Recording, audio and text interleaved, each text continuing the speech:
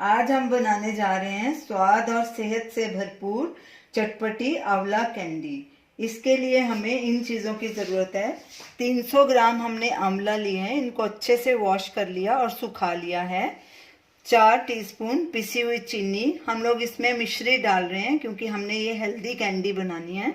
सेंधा नमक 1 टीस्पून, काला नमक 1 टीस्पून, आमचूर 1 टीस्पून, सौंफ का पाउडर 1 टीस्पून, भुना हुआ जीरा पाउडर 1 टीस्पून, अजवाइन का पाउडर 1 टीस्पून, हाफ टीस्पून काली मिर्च, सौंठ हाफ टीस्पून और 1/4 टीस्पून हींग।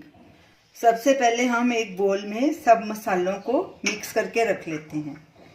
सौंफ, जीरा, सौंठ, हींग, काली मिर्च, अजवाइन, आमचूर, काला नमक, सेंधा नमक और चीनी।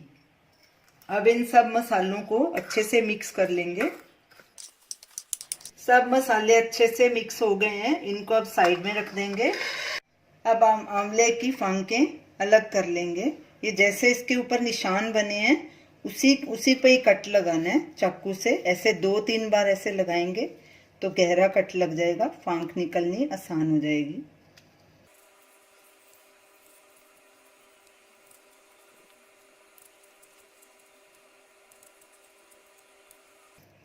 अब इसकी फांकें निकाल लेंगे।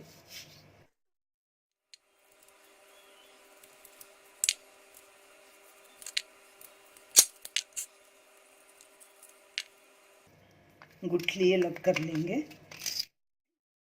और इसी तरह सारे आंवले की फांकें निकाल लेंगे। जो फांक आपको ज़्यादा मोटी लग रही हो तो उसे आप पतला भी कर सकते हैं। आंवले की फांकें हमने सब अलग कर दी हैं। अब इनको एक जार में डालेंगे।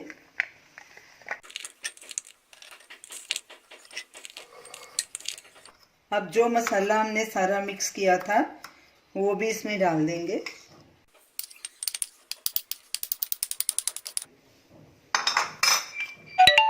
ढक्कन लगा के बॉटल को अच्छे से हिला के मिक्स करेंगे मसाला और आंवले को। फांके और मसाला अच्छे से मिक्स हो गया है। अब इसको 2 दिन के लिए ऐसे ही रखेंगे, फिर बाद में इसको धूप में सुखाएंगे। आंवले को रखे 3 दिन हो चुके हैं। अब इसे एक प्लेट में फैला के रखेंगे। ये देखिए सब आंवले पे मसाला भी लग गया है। अब इसको ऐसे अलग अलग कर देंगे।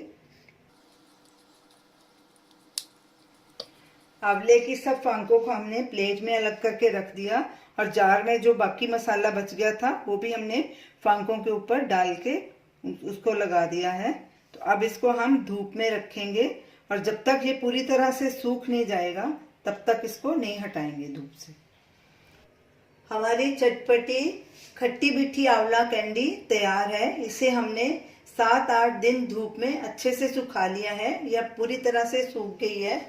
अब इसे हम एक एयरटाइट जार में भर के रख लेंगे और स्टोर कर लेंगे। आप इसे ज़रूर ट्राई कीजिए और हमें अपना फीडबैक दीजिए और हमारी वीडियो को शेयर कीजिए, हमारे चैनल को सब्सक्राइब कीजिए। Thanks for watching.